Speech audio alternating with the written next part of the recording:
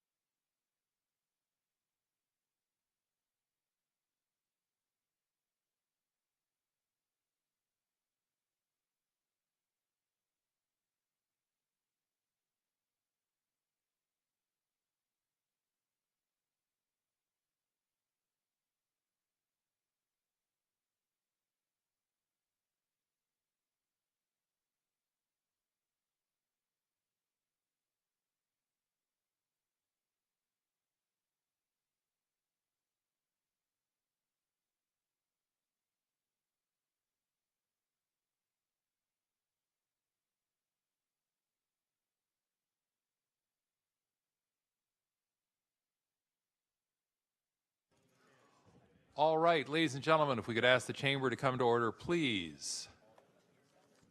Thank you all very much. First item of business is our call to order for the County of Santa Clara's Finance and Government Operations Committee. And so we'll turn to the clerk and ask the clerk to call the roll and establish the presence of a quorum. Supervisor Chavez. Here. Supervisor Smidian. Here. We have a quorum. Thank you. Both members are present and accounted for. Item number 2 is public comment. Public comment is that portion of our agenda set aside for comment by members of the public on non-agendized items properly within the jurisdiction of our county. And we have one card today under public forum, and that is from Mr. Scott Largent. So, Mr. Largent, if you'd like to come on up, please do.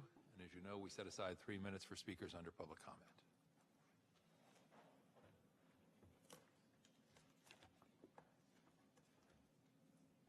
You know, it's bad when I bring everything with me.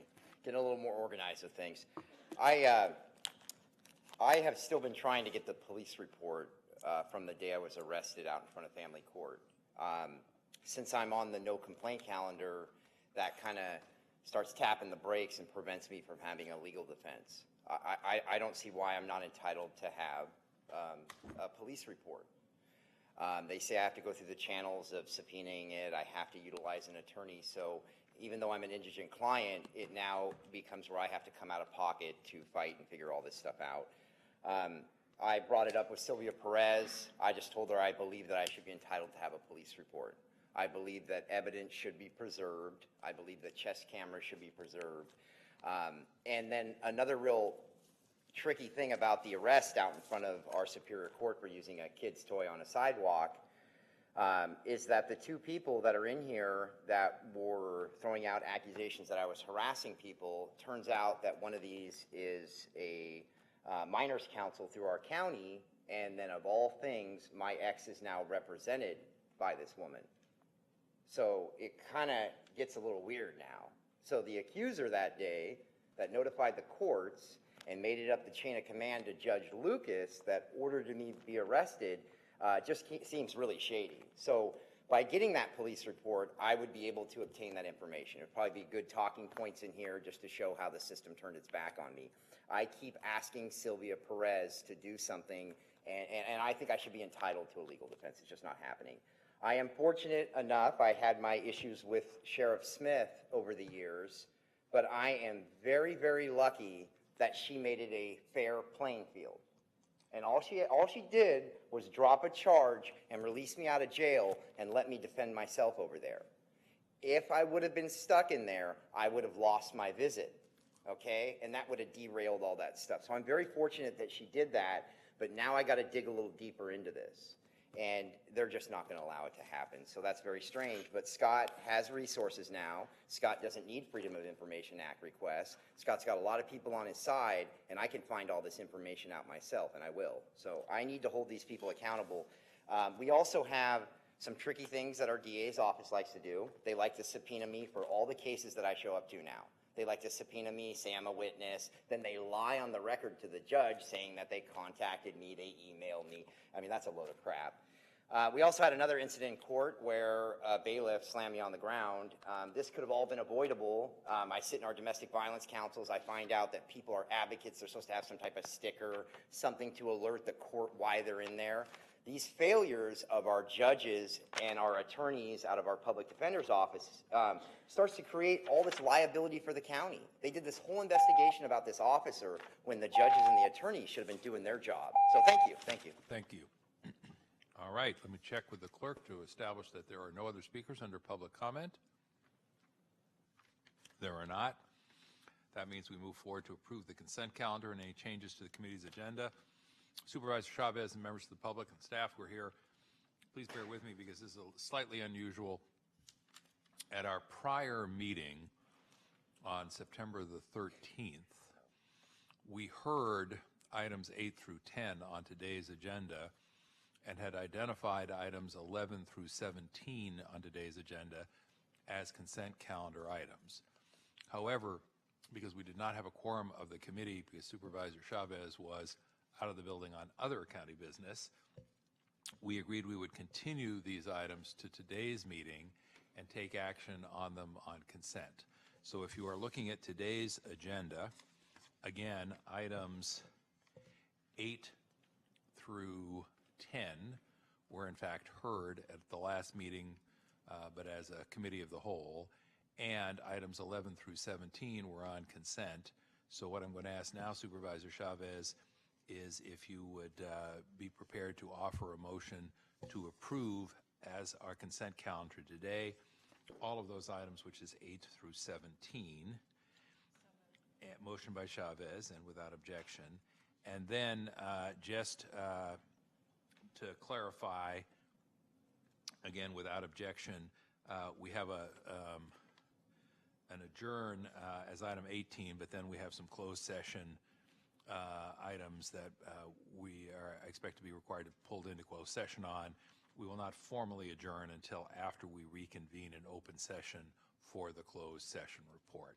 And I think there was just a miscommunication from my office about that. So again, assuming the motion passes here in a moment, we will approve items 8 through 17, all items on consent, and then we will go to closed session if necessary, and we expect that it will be.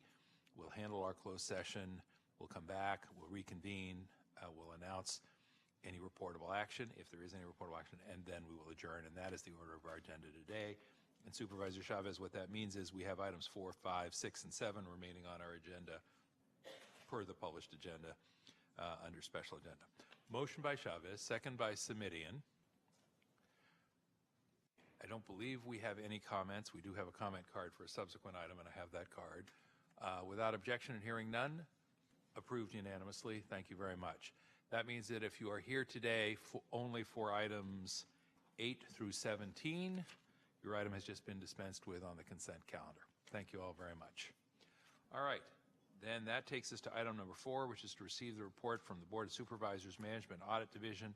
Supervisor Chavez, that could take a little time. I know we have folks who want to talk about the compensation item. We've got the assessor who is here, I believe. Yes, he is. And then let me turn to the clerk. Was District Attorney Rosen hoping to participate by telephone? Did we hear from his office? All right, let me do this. Is anyone else from the clerk's office here, or are you solo today, Colin? That's what I thought. Could I ask you, Ms. Doyle, to check with the District Attorney's office so that I don't want to exclude. Do we have somebody from the District Attorney's office here? We don't. If you could just check and see if they would like to participate by phone, which is a prior message that I'd gotten, and that may have changed. So then I think what we will do is just go ahead with item number 4 while we sort that out, so that if we have more than one of our elected officials who wants to participate, we can accommodate that. So that brings us to item number 4. And Ms. Olive, this is yours. And Supervisor Chavez, you may have your own mix of issues, but as I looked at this, it seemed to me that the auditee, the folks at Facilities and Fleet, agreed with most of the recommendations. There were, however, nonetheless probably 5 in my count that I thought were worthy of discussion, notwithstanding the fact that there was some agreement. I'll raise those in a minute. And then there were a couple that were identified as, I believe the phrase is requiring additional review, which I translate as meaning we're not quite there yet. And so I want to raise those as well. Should we let the staff make any presentation they'd like? Then I'll walk through the items that I have, and then if there are any items you have that haven't been covered, we'll go to those. Does that work? All right, thank you very much. All right, Ms. Sola, if you want to lead us through this. And again, we don't need to go through the whole report, obviously. We want to focus on the pieces where we've got either questions or where there are still issues to resolve. Go to it. Thank you. This management audit is of the Building Operations Division, which is a division of the Facilities Department.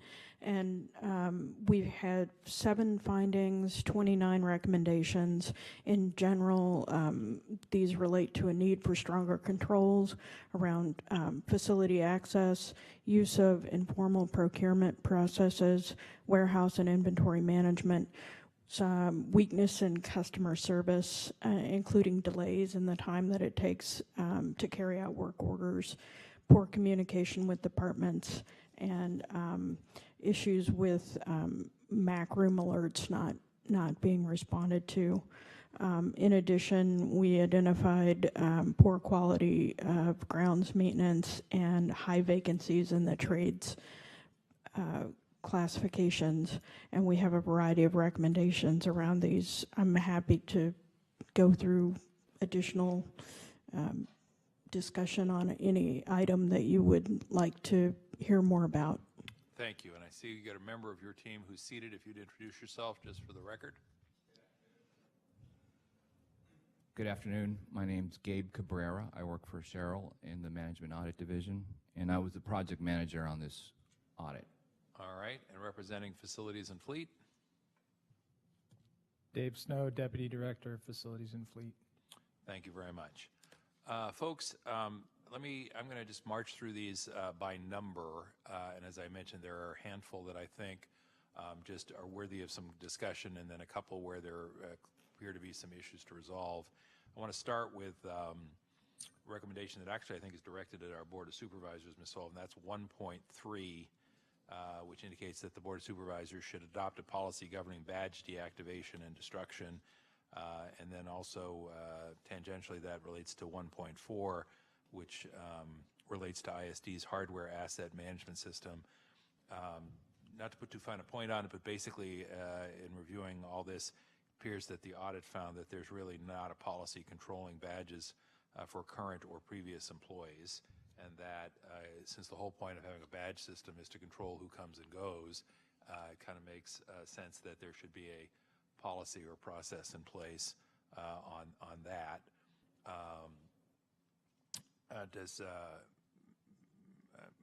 My inclination would be for us to just receive the recommendation and advance it to the full board with a recommendation that we direct administration to return to the board with a draft policy governing badge deactivation and destruction, and then to simply receive the recommendation on 1.4, but reiterate that ISD's hardware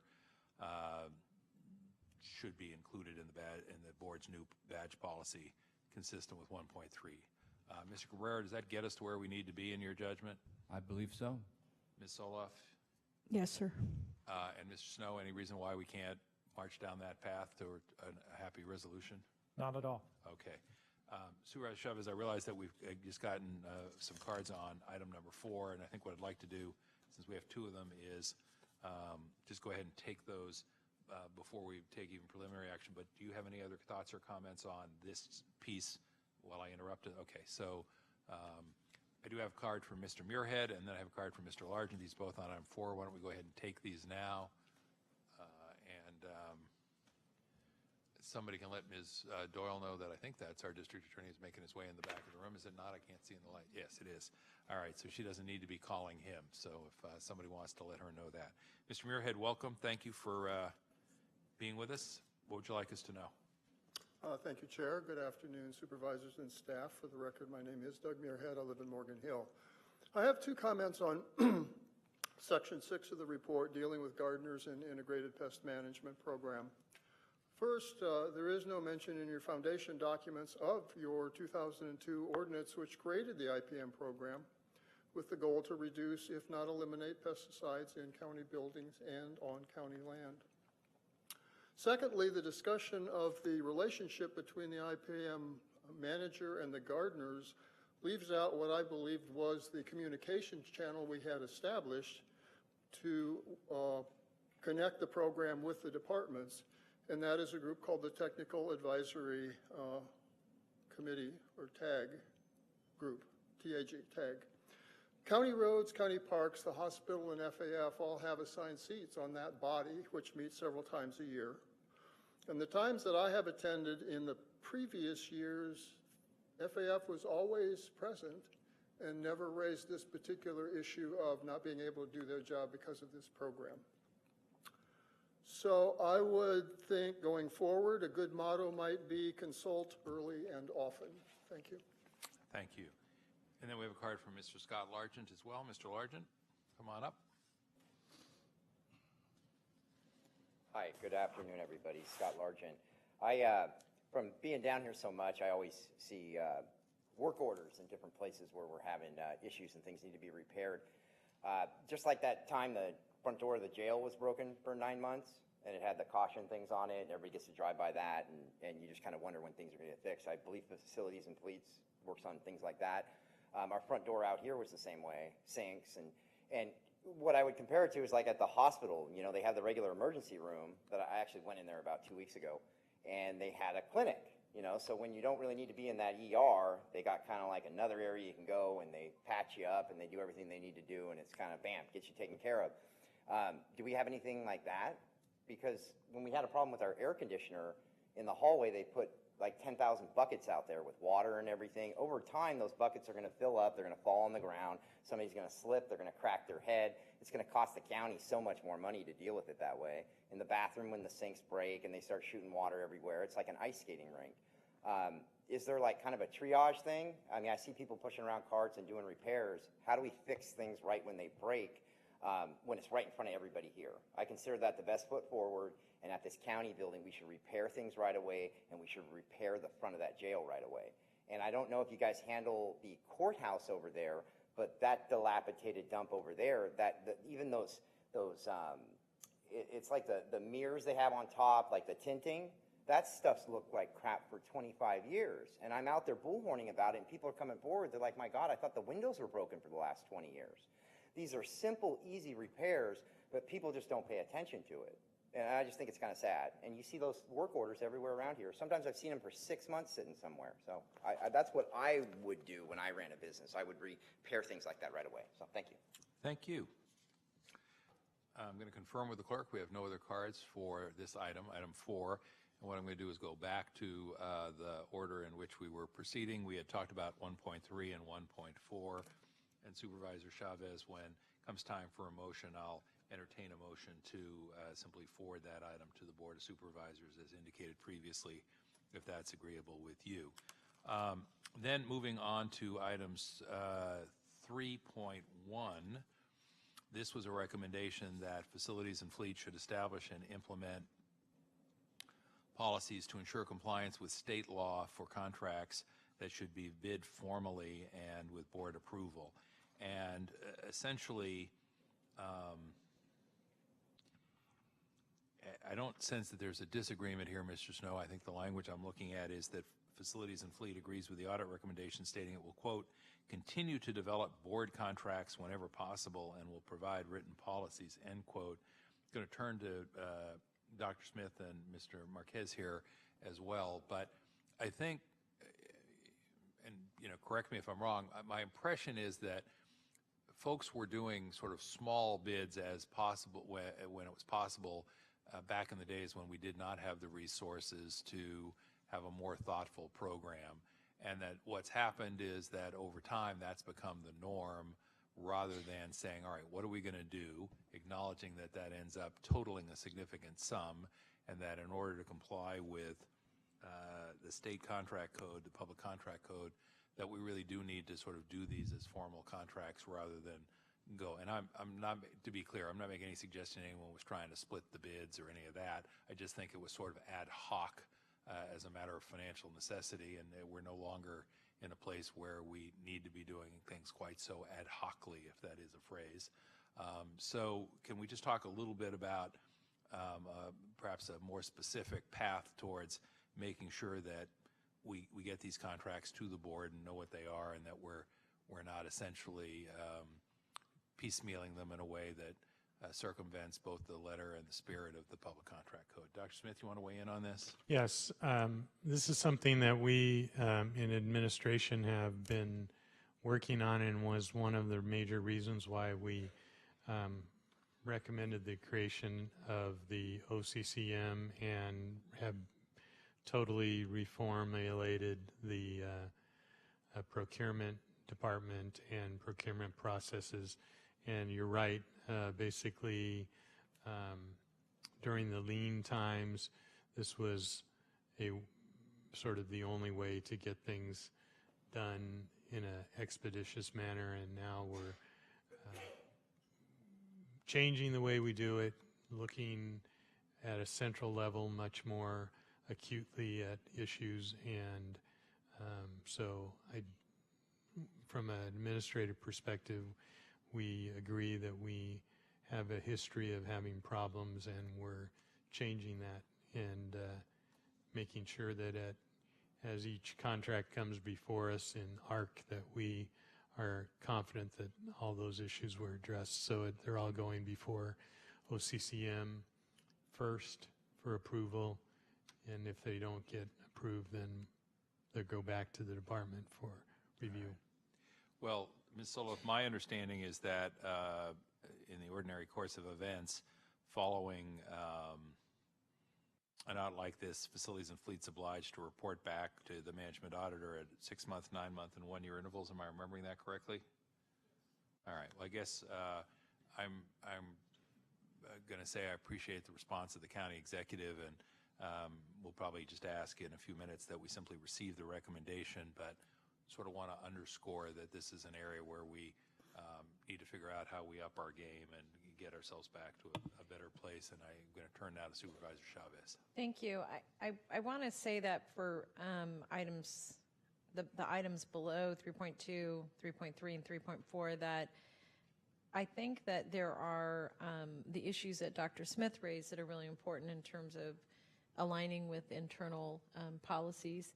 I also think that making sure that the policies as they get written and developed by FAF are shared with the board, and where appropriate we vote on them, and where it's not necessary that we just understand what the alignment is. And there are a lot of reasons for that, but I also think that one big reason for that is just having a better handle all across the board on how we're doing contracting, particularly as we're looking at opportunities for streamlining. Those policies actually become more critical when we're trying to move faster. So thank you for that. Thank you. Dr. Smith, did you want to weigh in again? No, I was just going to say we will certainly inform the board of what's going on, and when appropriate, have action from the board. Thank you.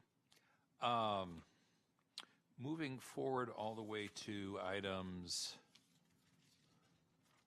6.2 and 6.4, and these are recommendations that involve the designation of a second lead gardener at 6.2 and creating a new supervising gardener position, 6.4. It's not so much that there's a difference of opinion here, but Mr. Mills, anticipating my question, I think, has come down because it did appear that ESA has had some process concerns, I guess is probably the easiest way to describe it. And I just wanted us, Supervisor Chavez, to take a minute to say, can we make sure that we can get all systems in sync with one another so that we can actually make progress on this, or are we going to find ourselves victims of our own organization and process? Mr. Mills, what do you have to say? Yes, thank you, Chair Simidian. John Mills, Employee Services Agency Director. Relative to the designation of a second lead gardener, no, I don't think we will become a victim of our process, but given that currently in the SEIU contract, the designation of a lead gardener is limited to one position, we would just need to approach the union likely through a side letter agreement to amend the contract to designate a second lead gardener. Help me understand that a little bit better. I will confess, my knowledge and understanding of the SEIU contract provisions with respect to lead gardeners is limited. So if you could tell me, when you say it's limited to one, do you mean that the contract provision says we are precluded from having more than one lead gardener? Yes, currently the contract language specifies that one gardener may be designated as lead. And the reason somebody thought that was a good provision, if you could share it with us if you know? My guess at the time would have been that given the structure of the department as it existed when that language was negotiated, given span of control as it existed when that language was negotiated, this was a way to limit the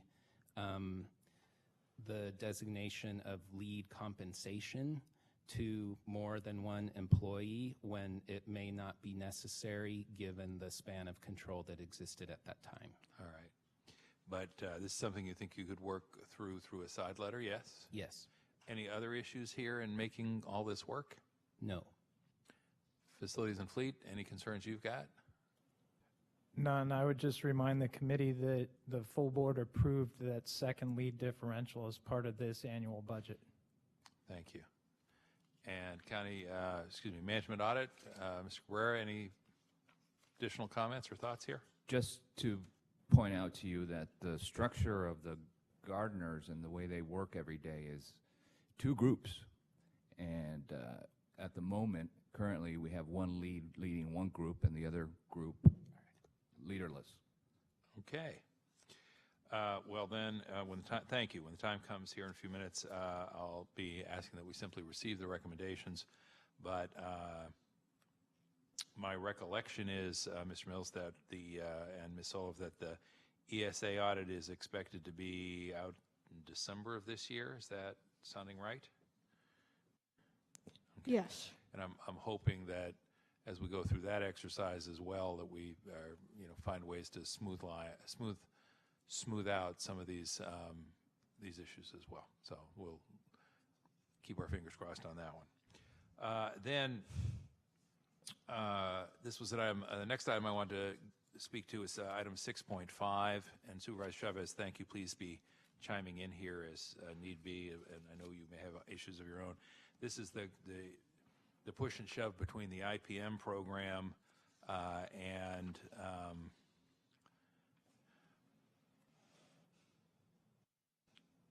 essentially, as I read this, we've got an IPM program which Supervisor Chavez was sort of taking the lead on in the late 90s and into 2000 before Supervisor Niss arrived, and I think actually then took the lead on it when she arrived to try and put a meaningful IPM program in place. There's always a certain healthy tension between folks at IPM who want to make sure that the integrated pest management system uses non-toxic or least toxic approaches, and others who argue that for efficiency and effectiveness, we've got to use some kind of a product. Mr. Snow, it sounds like we got a little push and shove on this one. Where are we in that healthy tension as I describe it? Thank you. Since the audit was published, we've made significant progress. Behind me in the audience is Julie Sutton, who recently joined the county as program manager to help us with our sustainable landscaping, who in fact has experience both managing and operating within IPM constraints. And I wouldn't be in a position today to say that there are significant problems because I need her help to look at this, and I look forward to coming back in about 6 months and reporting on progress. Yeah, I think for the record, my remarks in there, I still stand behind them. Hand pulling weeds is not an option. That's not a viable solution for the amount of real estate we have. But because, tell everybody why. I don't think we could ever be staffed for the amount of softscape that needs our care and attention to hand pull weeds.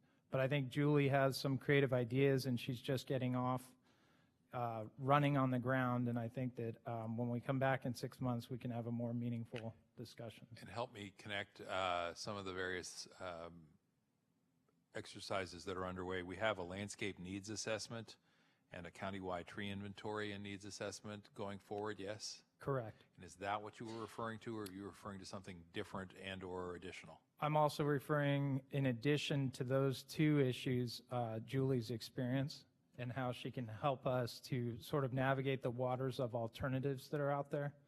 And I think that committing a portion of our backlog maintenance funding toward landscape and tree management projects can help us sort of reduce the workload and make things a lot better.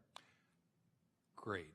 Then what I'm going to ask for in a couple of moments is that we simply hold audit recommendation 6.5 pending this committee's receipt of the results of that landscape needs assessment and the countywide tree inventory and needs assessment and the work that you've just described, and that we direct the administration to return to our committee with a presentation on the results of those two assessments and the additional work that you described, and possible recommendations to improve the state of county facility landscape, which might or might not include the approach that you just described. I will just say, Supervisor Chavez, and to the staff and public who may be listening, you know, we've had a fair amount of conversation over the last few years about creating a consistent brand for the county, things as basic and important as signage, as an example.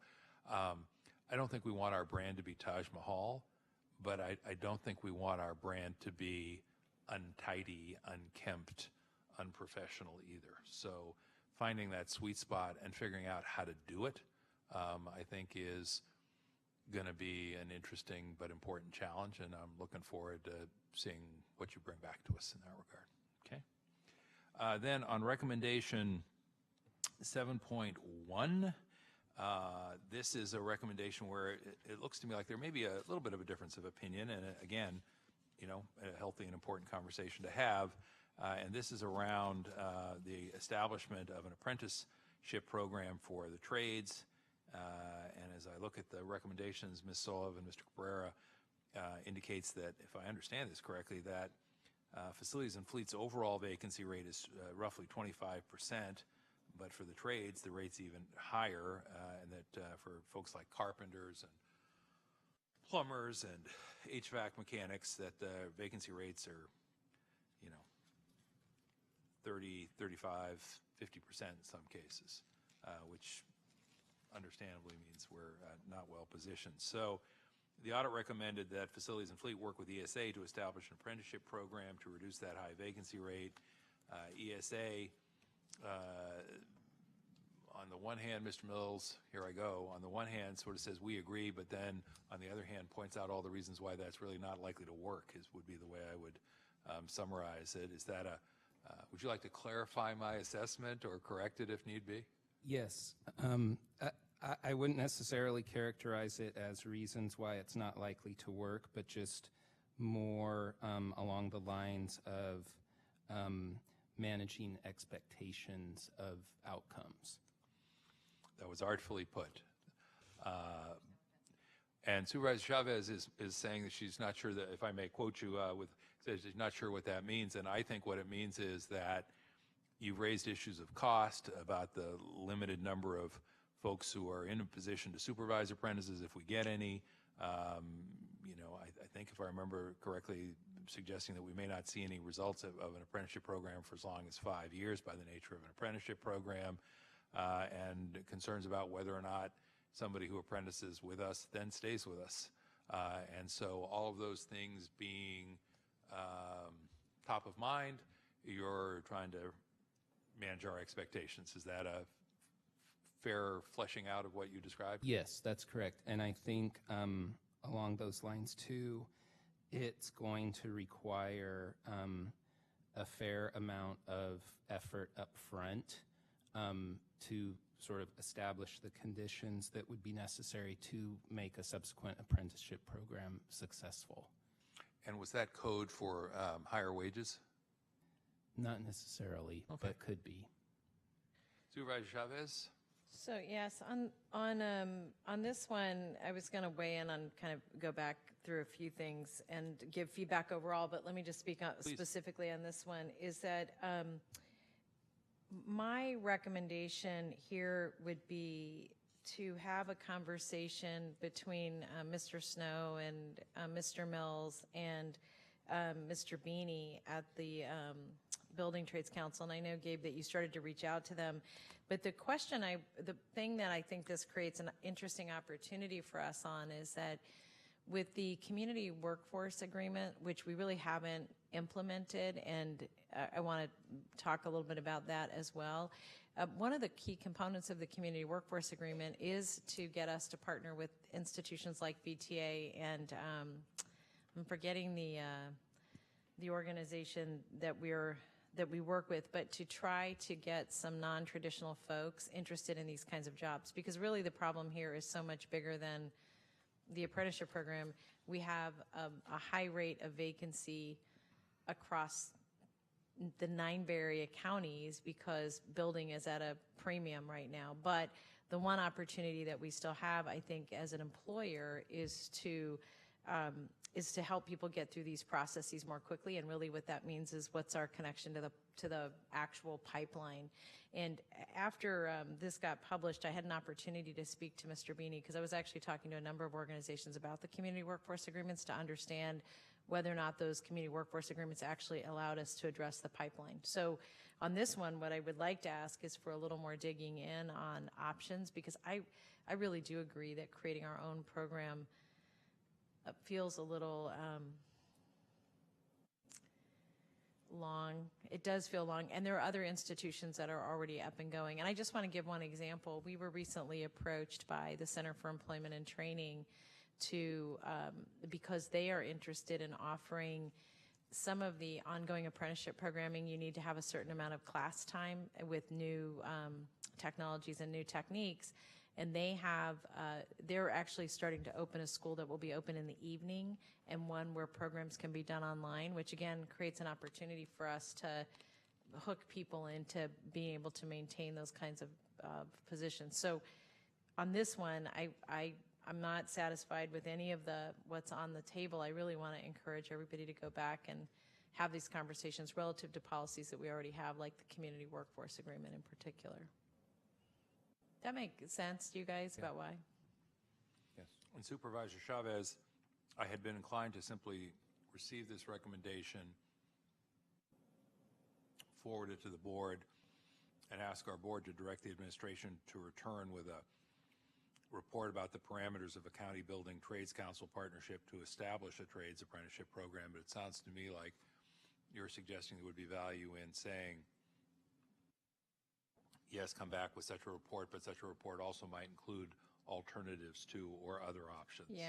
Okay. And I think there's a benefit to testing that, testing those opportunities as well. I mean, testing, because other people are having the same problem we are right now, and it'd be interesting to have conversations with them about what they're doing besides help wanted ads. Okay. Then just sort of two other topics that were identified as requiring, or at least in my judgment, were identified as requiring additional review. And if the county executive or the COO, Mr. Marquez, wants to get involved here, that might be helpful as well. Supervisor Chavez, way back when I was here the first time, I was the guy who pushed for the 2% set aside for maintenance on our buildings, so that we would not accumulate the kind of long-term deferred maintenance that had plagued the organization for a long time. And Dr. Smith, if I remember correctly, that sort of went by the boards during the recession, when people understandably, whether I would have agreed or not, but understandably said, we just going to have to defer some things to make the dollars we have stretch as long and as far as we can. We're now back to trying to actually follow the 2% policy from way back when. But one of the things that came through in the review was that's better than not having a 2% policy, and it's better than not doing anything, but that there's some facilities where 2% may be inadequate. And so if I read this right, Ms. Solov, I think the indication was that some of the county facilities that are, heavily used, and one that comes to mind obviously is the jails, where you have 24/7 use, and from clients who aren't always happy to be there. That may produce a different level of need. Anybody want to talk about that a little bit and how we might move forward on that? I'm wondering whether or not we could get some additional analysis and whether or not that might be folded into our budget process for the upcoming, I guess our next budget is the 19/20 budget. Is that where we are in life? Yeah. Yes. We certainly can give you more analysis during the budget process. My read of the report suggests, and certainly we would recommend, that we not necessarily develop a different across-the-board percentage than the 2%, which you reference, to address those individual facilities which need more, but rather that we identify those facilities that need more and individually allocate those funds that are necessary for them to be brought up to speed and be continually maintained. So I'm suggesting, and we will definitely give you a report during budget, that the general policy should be 2%, but we should identify exceptions to that on a case-by-case basis. Is there, and this I don't mean this as an oxymoron, and I mean this is a serious question, is there a way to institutionalize case-by-case assessment so that it's, in other words, I understand you sort of want to avoid a broad brush approach that may end up not matching. On the other hand, is there a way to sort of be systemic about being specific? Are we? We can certainly try to delineate that. However, my first impression without having the data is that different facilities change their utilization from time to time based on particular client needs and staffing. So I think the only way that we could probably try to address your systemic concerns would be by a facility use analysis for each building, which we've done, and trying to identify those that have a higher use analysis than average as places where we would put more money. But please let us do a more thorough, thoughtful analysis and come back to you during budget. Ms. Soloff, comments, if any? Well, I think that the 2% is really designed more for office buildings and office space as opposed to some of our more specialized properties, particularly the jail, where you have people who deliberately damage the facility. But I can defer to Mr. Snow's assessment of that. But I'm not sure that one standard fits every type of facility that we have, and we might want to look at that, particularly given that we've seen issues of, maintenance with the jail in particular. Okay, well, I think what I'd like to do is simply acknowledge the existence of the issue, ask for a report back on that. But could we get a report back at least as part of the mid-year budget review rather than waiting until the budget? I worry that if we wait until the budget, understanding that something more complete would be possible if we wait to the budget, but I also worry that if we wait till the budget, we'll be told it's already sort of too late to make any significant judgments because the various costs will be baked in. Yeah, we'll get back to you. Yes, I'm sorry. All right, thank you. We'll get back to you during mid-year. All right. Then the other item has to do with the issue of compliance with the procurement department's small dollar purchase policies using field purchase orders. And I just want to confirm with the Management Audit Division that the fiscal year 19 audit of the procurement department is going to include that issue to determine if the problem is present in other departments. This is. Yes. And Mr. Cabrera, Ms. Sullivan, anybody want to say a little bit more about the nature of this particular problem? Okay, everybody's being tactful, so let me try. Yeah. It appears to me that people think that the restrictions on the P card may be a little tight and that therefore they're opting to use the field purchase order process instead of the P cards. Is that the problem? Is that part of the problem? Yes, I'm wondering if we should call up Alice Herr, who did the research on this.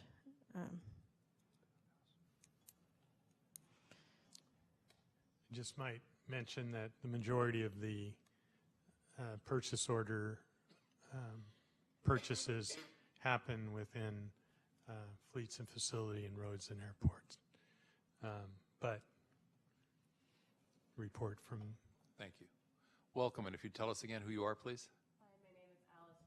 Hi, my name is Alice Herr. I was staffed on this audit under Gabe Cabrera's management. Essentially what we found is there were, I believe, 10 vendors who were spending, who had aggregated over 25,000 in a single fiscal year. So while the policy says that the total cost of each FPO may not exceed 5,000, and that policy was being followed, it's also a policy that if there's any vendor that has accrued 25,000 or more in a single fiscal year, that the department report that to the procurement department. It seems that that was not being done. And part of the rationale for why FPOs were used in lieu of P cards was that there was some confusion among staff within FAF on when and how P cards should be used. And then an additional factor was that there's a policy where you cannot use FPOs for something that's already on contract.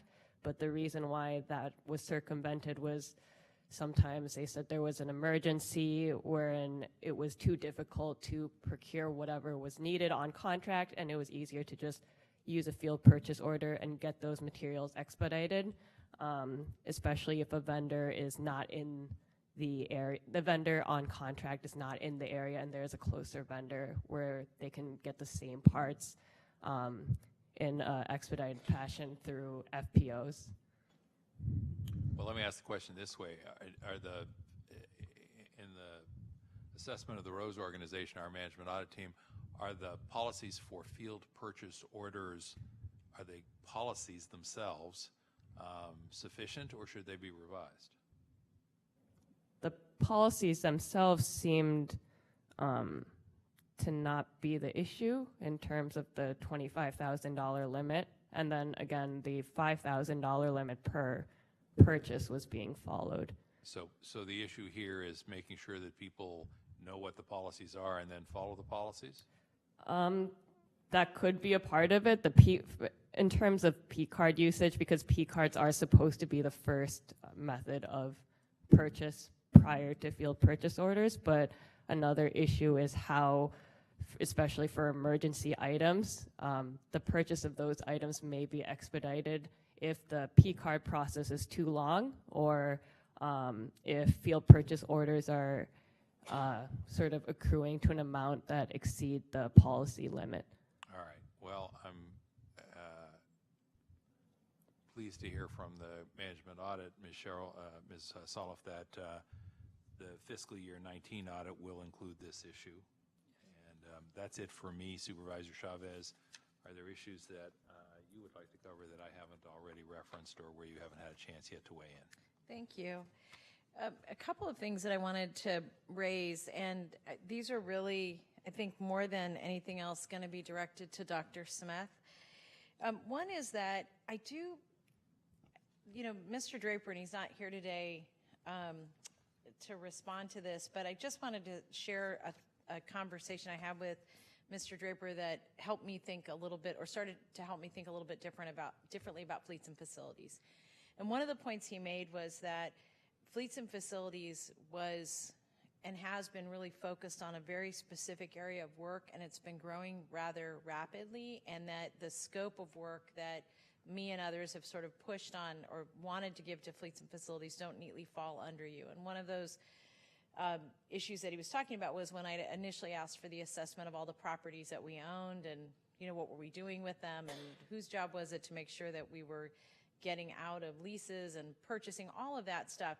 And his feedback to me was really thoughtful, because his point, and I thought this was very valid, is that the way fleets and facilities is currently staffed may not in fact be responsive to all of the different requirements that we're having that are more slow in nature, right? Like a policy here and a policy there. So one thing that made me reflect on, and really wanted to ask you this question, Dr. Smith, is whether or not the purpose and scope of fleets and facilities from your perspective, since you've been here longer than I have been, has evolved, and if it has evolved, whether or not you've been thinking about what kinds of staffing FAF may need today and in the future. Great question. Thank you for bringing it up. It gives me the opportunity to talk about some of the transformation efforts that we've been instituting from an administrative perspective. When I got here, it was clear that we had some of the internal service departments which had suffered from years of cuts because it was easier and more desirable to cut internal service departments than it was to cut direct service departments. And they had developed into organizations that were 10, 15, sometimes 20 years behind the best practices. We started with looking at IT and procurement, and we have, as you know, done outside consultation and reviews and transformation efforts in both, which have been very successful, and we're completing the transformation efforts in IT, which I'm also sure will be very successful to basically bring them up to current standards in terms of appropriate job descriptions, appropriate staffing, appropriate management, appropriate supervision, appropriate focus. The fleet or facilities and fleets department was left as a third effort for a couple of reasons. One, because it had, at least at the time that I started,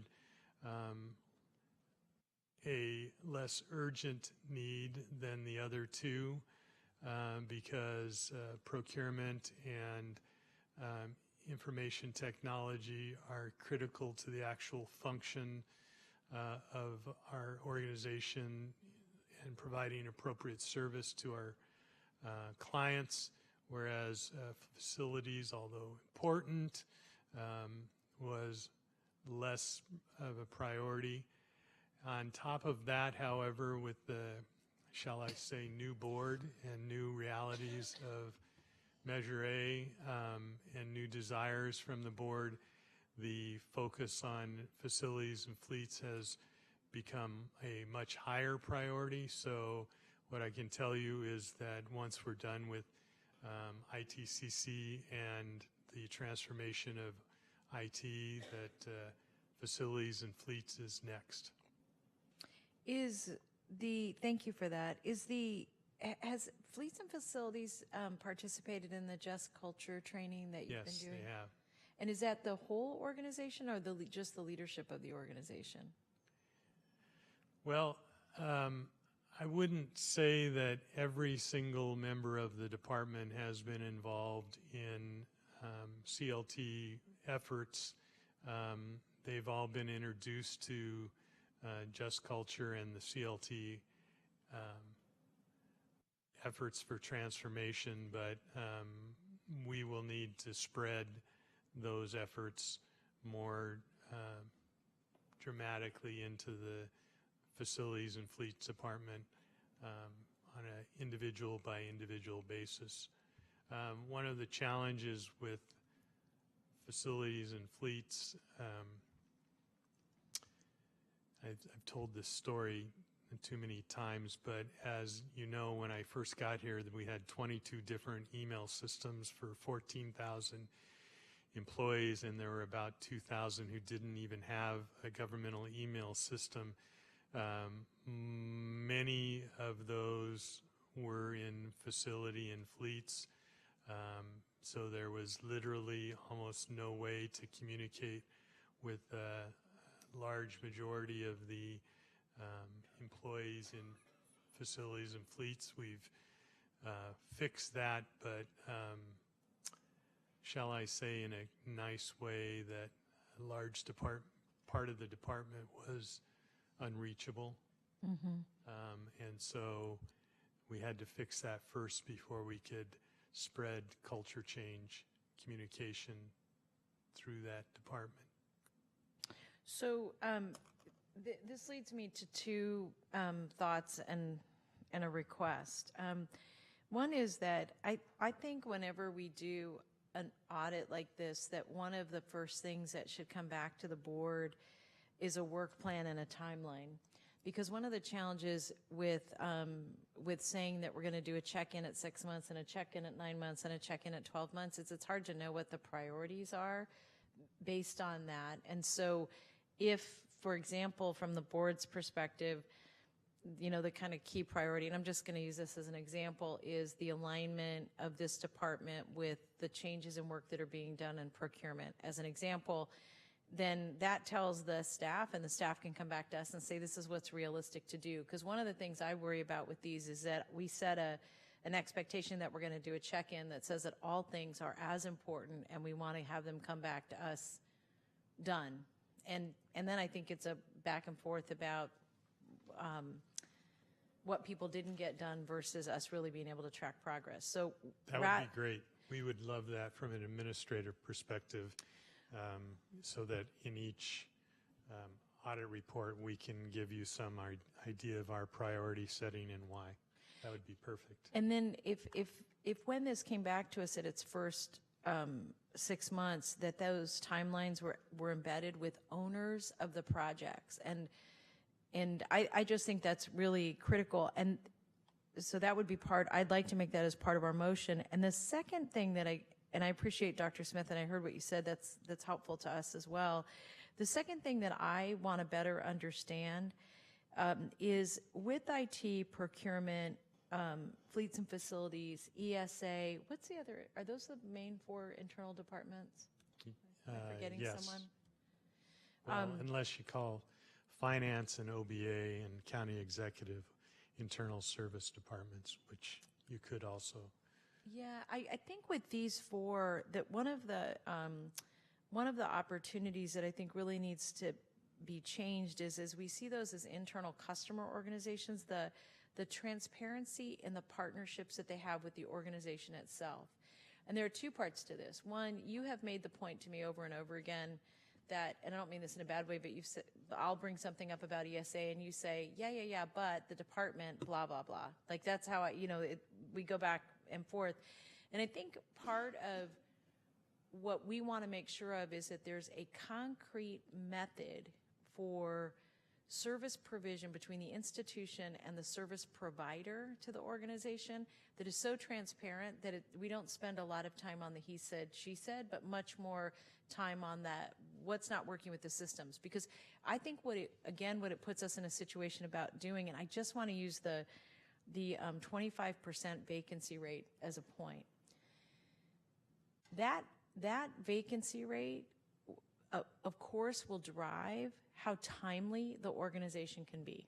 There's just no 2 ways about that. And we have to be able to say out loud, when you have a booming market like this, if we're not going to overstrength staff, which I think in some departments we're starting to do that, this may be a department we need to do that in, that absent being able to acknowledge where the hole in the donut is, you don't know what you have in front of you.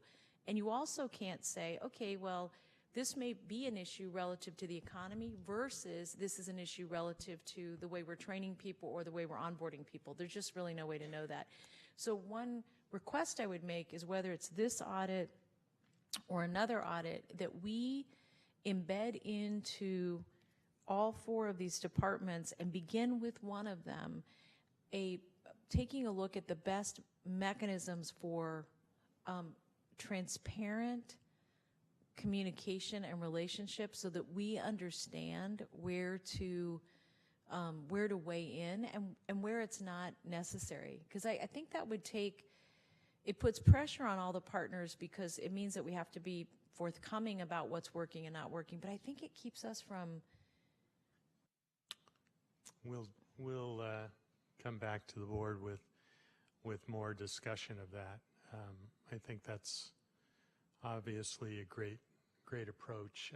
Why we haven't been able to do it so far is because we, frankly, administratively are getting a handle on, like I said, transforming those departments so that we need, from an administrator perspective, to figure out what are actually the needs in terms of resources in the departments before we can say what they're doing. But we're at a point now where I think we can come back to the board with some useful discussion about those issues, and we will certainly take your advice and do that. You know, Dr. Smith, one department that I know you've been working on really the longest, and I think there's actually the most body of work in terms of changing the way they're doing business, may be procurement. And procurement may be one of those places, because so much of the communication is done via email, that there may be a web-based tool that we can use that tracks when people are making their requests. And that I thought that was going to be part of a rebuild. I know you're working on that. So maybe as part of that workaround with the right tool is just a place to start. And FAF, you just made me think of it because we were having this discussion, but I would be interested in whatever Great mechanism you bring it back. Perfect. Thank you. Those are all my comments. Very, very, very helpful. Thank you. Thank you. Then to just briefly recap, the chair would gratefully entertain a motion, as I said earlier, to receive recommendation 1.3 and advance it to the full Board of Supervisors with a recommendation to direct the administration to return to the Board of Supervisors with a draft policy governing badge deactivation and destruction, and to receive recommendation 1.4, and to reiterate that ISD's hardware asset management system should be included in the board's new badge policy per recommendation 1.3. And then going on to item 3.1, just to indicate the concern about making sure that we are complying with the public contract code and not working with amounts. As approved, are consistent with our practices that we use for classifications countywide in terms of looking at market comparability and compaction. And the only other point that I will make is I know that the assessor referenced various other executive leadership classifications that had received adjustments in the past. And those, again, are not necessarily comparable classifications to the classification of assessor. But those recommendations, again, were made pursuant to market surveys of comparable classifications.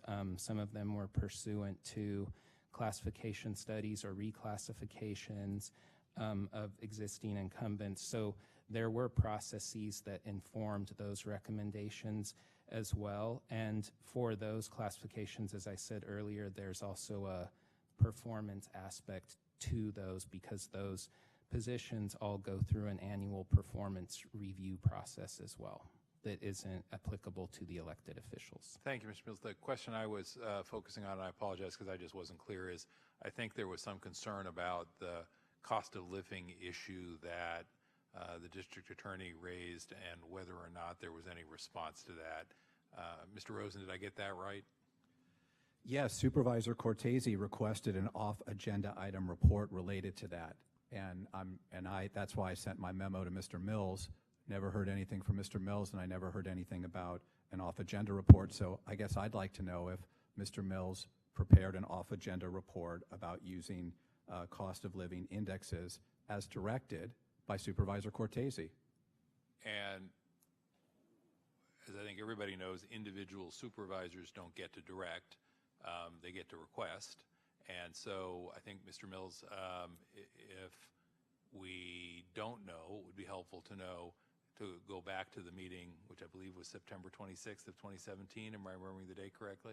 Yes, approximately a year ago. Yeah, and look back at the direction of the board on that particular issue, just so we can make sure that when this item comes to the full board, which in a moment is what I'm going to be suggesting, that we have that information available, and then whether or not there was either a request or a direction, again, noting the distinction, from one member of the Board of Supervisors, and if so, if there was any follow-up, and if so, where is it, what did it say, and if not, should there be, or was there no actionable request or direction? So let's just make sure we untangle all that, unless there's anything else you want to say about that right now, and if you want to wait, that's fine.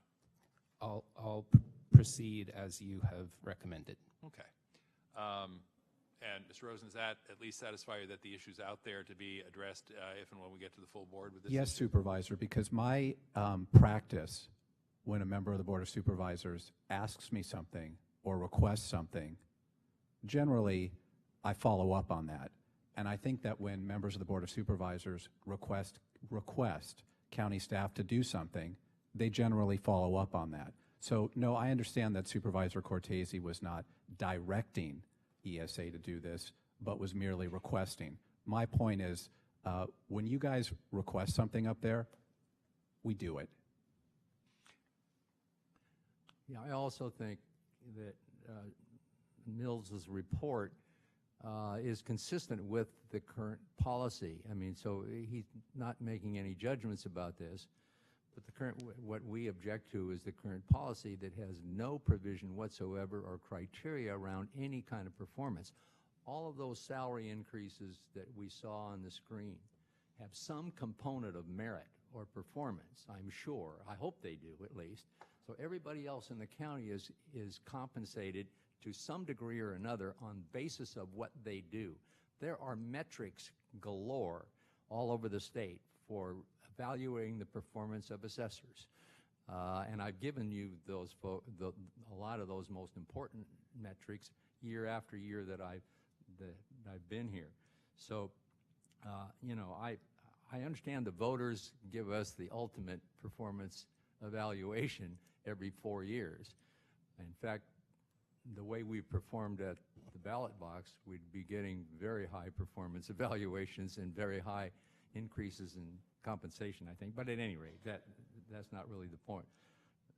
Let me But ask. they don't set our salary. They just say that we can continue on for another term.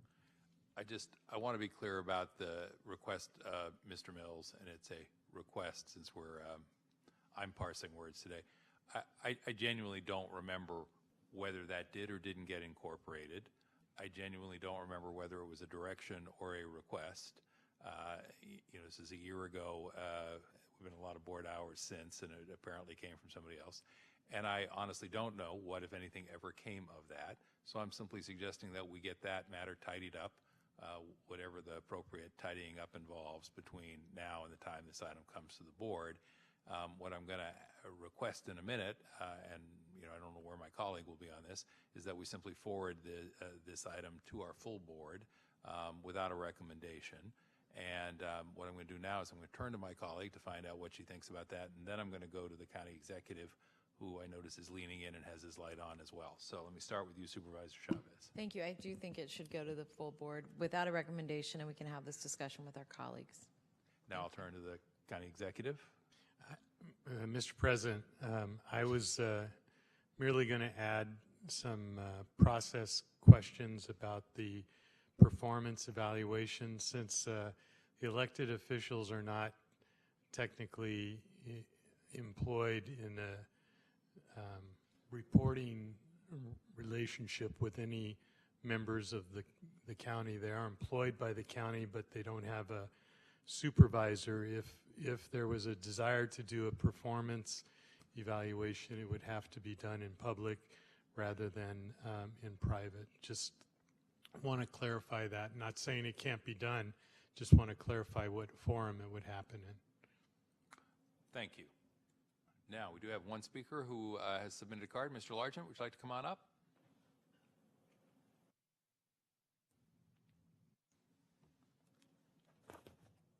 Thank you, everyone. Scott Largent. Oh, is the mic going? Okay, yeah, good. I got a loud voice anyway, so you'll all be able to hear me. I heard our DA said that he thinks he's doing a pretty good job. So that's kind of weird. I would have expected more. That's just a weird comment. That kind of threw me off guard. I am not a fan of our district attorney's office. I am saying this from just experiences that I've dealt with as far as my grandmother. This is an example. We get calls nonstop at her house from construction companies. They're just trying to prey on my poor grandma. Okay, this phone rings nonstop. We've been on the do not call list. I went and got all these pamphlets over at the DA's office that's trying to protect elders, and it's their dog and pony. You pull them out, you read them, and none of that stuff's happening. So I'm wondering why you can't protect my grandmother from just getting harassed all the time. I had a conversation with Mike Wasserman about a week ago, and he did a forum thing out in South County at a retirement center out there. He had 200 or 300 old seniors out there, and they were talking about the same stuff. Companies calling, acting like they were Microsoft. They asked to access my grandmother's computer. And when you're old and you're not necessarily senile, but she trusts people when they call, and they say they're from Microsoft. So she's on there logging on and telling them, it's like, oh, wow, well, why isn't this DA's office doing something about that? So I talked with Mike Wasserman about it, and I told him my advice. When they call and they ask and tell you they're from Microsoft and they want to access grandma's computer, we just tell them grandma doesn't have a computer. And the person from India that's calling hangs up. But why do we have to figure those things out? Mike goes, that's a fantastic idea. Next time I do this, I'm going to go ahead and let them know that. But why can't the DA's office start going after these people? I'm really wondering why that's not happening, and I'm just upset about that. And I think we need to start reducing his salary and stop prosecuting people like myself.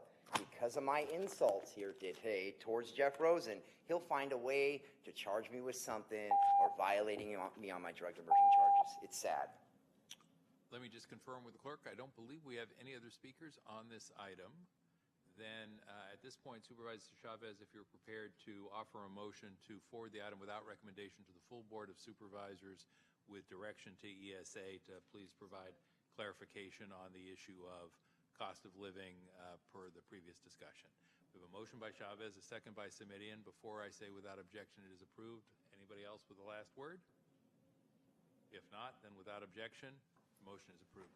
Thank you very much to all who participated. And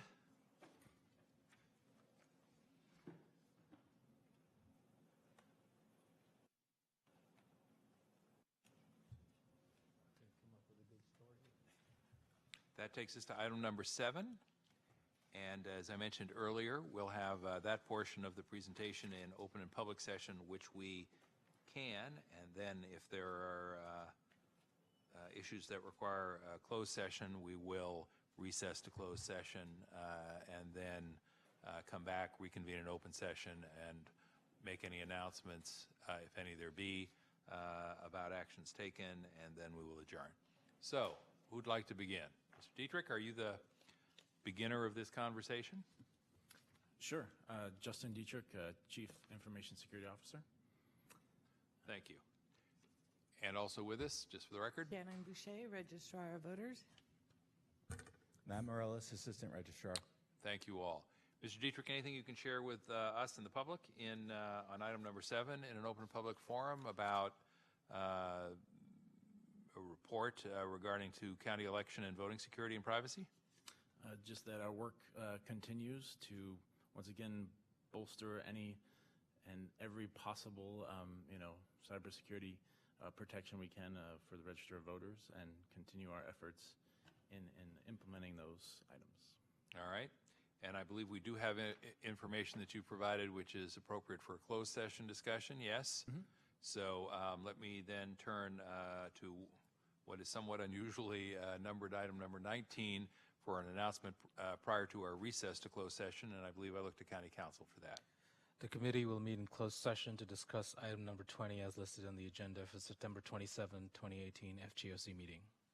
All right. Then, pursuant to item number 20, I will announce that we're going to recess to closed session to consider the following item, and that is 20A, threat to public services or facilities. And this recess to closed session is pursuant to Government Code Section 54957A. Thank you very much. We are now recessed. We will reconvene shortly.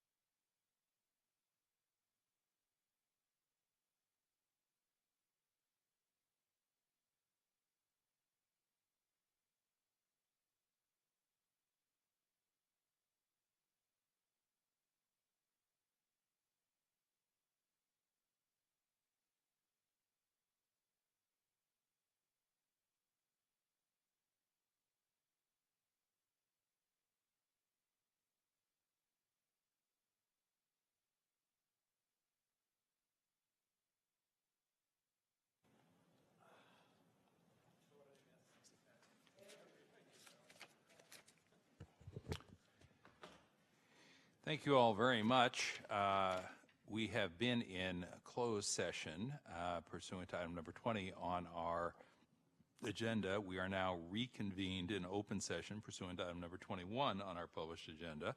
I'm going to ask the County Counsel's office now if they have anything to report from our closed session. There were no reportable actions taken at the September 27, 2018 FGOC Committee closed session meeting. Thank you very much. That being the case, is there any reason or any objection to adjourning pursuant to item 18 on our published agenda? And again, forgive the numbering snafu. If not, without objection, pursuant to item 18 on our published agenda, the committee stands in adjournment. Thank you all very much.